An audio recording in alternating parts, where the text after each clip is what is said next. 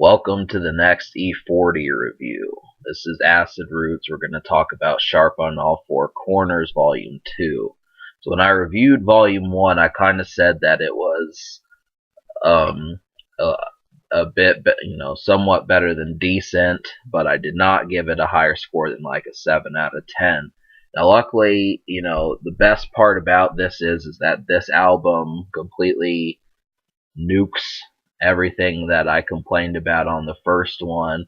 And really, if you were to make one jam-packed disc with all the hits from the first one and this one, you'd probably have about like 19 songs, and you could call it even. Which I do think, you do have to do sometimes because you want both the hits. So that is extremely good. E-40 didn't really drop albums this year, but I do think he'll be back rather soon. I'm looking forward to seeing what he's going to do. Now, if you don't know who he is, he's been someone who's been on the West Coast his entire career, and he's similar to Afro Man. He kind of has that, yeah, I drink 40 ounces mentality, which, most people, they're not eating at McDonald's and driving, regular cars and that sort of thing. It's kind of more glitzy, and so he's still someone who holds it down and is this more pedestrian, but also he can talk about money as well. That's what makes his appeal so exciting. He's also from the Bay Area and knows about the hyphy movement, but that has always been, that's like a whole genre of rap, so you have to pay attention to that. And I don't know how it's translated across the rest of America, but it's still interesting music, and he's definitely one of the greater figures out of California that's still doing stuff. We've got, there's Too Short, of course, if you need more. I still feel like Afro Man's another, Snoop Dogg, and probably a few other cats. But trust me, there's other, there's Bay Area. Just look that up if you want more similar to that style. He's got plenty of stuff. So can you smoke to this? I think the answer is, and once again, this record is more impressive than the first one, but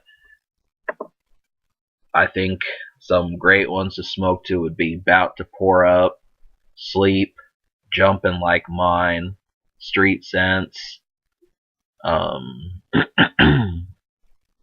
That's Right, and possibly Quit Hatin'. Those are just a few that I would recommend. Production is fantastic. I really enjoyed it a lot. Like, Jumpin' Like Mine kind of has like a screwed up type beat on there. That one was one of my favorites. About to Pour Up was another one. That's Right kind of sounded like a DJ Mustard beat, and I think he actually does have some beats on here. You'll be able to tell if you're relevant to 2014 and 15 rap. And there were some other ones like Sleep that was just really mellow, and Street Sense has a great beat. That one just has like, it's real exhilarating, gets you excited. And I'd also say Heavy in the Game's another kind of mellow one, or not mellow, but this, hey, I feel like being outside. It's the only thing I can describe these beats is, you're in your car, you're cruising through town, you're relaxing, doing whatever, buying a cheeseburger. Those are the sorts of things. I'd say there's one other beat that I felt was like that. Can't remember it. But alright, the unheard songs, which are the songs that you may not have heard but need to hear. There weren't, he dropped 2 albums, and the amount of radio songs released, he's not someone that is normally on the radio. He was on like a Big Sean song, but other than that, it's not common. So the good news is that 10 out of 14 songs on this album are excellent. So Basically, the only songs that I did not like were Bass Rocks, Selling Dope Ain't Fun, Baddest in the Building, and Give Me Love. But we'll talk about a few that were excellent. I feel like Sleep, you'll know Ludacris on there. He's on there. Plies is on there. That one's really good. Jumpin' Like Mine has an excellent beat. So does About to Pour Up. Heavy in the Game. E-40 likes Tupac, so know that. He's got, I think, similar styles to him. I think you'll like that. Um, Real Nigga, that one's kind of more R&B coded, but thing, it's R&B coded, but it's still a good song. It just really mellow. But there are some other ones. That's Right sounds like a DJ Mustard beat, like I was saying. I don't remember It's the First, but I would check that one out. Street Sense is really good. Just everything that I mentioned that wasn't, those four songs. But even then, I'd still say Baddest in the Building was pretty much an almost song as well. So, yeah, I mean, it's pure, it's California. And the thing I'm going to talk about E-40 style, just because I've reviewed so many albums, and the lyrical cats from the ones that aren't, and of course Eminem, Tech Nine, Twista, these guys really put emphasis into their lyrics. But the thing about E-40 is he's kind of more of a person that you want to listen to his whole verse, because he's always got something stylish to say. Like he'll have a quip of some sort, and it'll, something that you probably wouldn't hear from someone else. So his verses are interesting, even if they aren't bar for bar the most lyrical thing you've ever heard.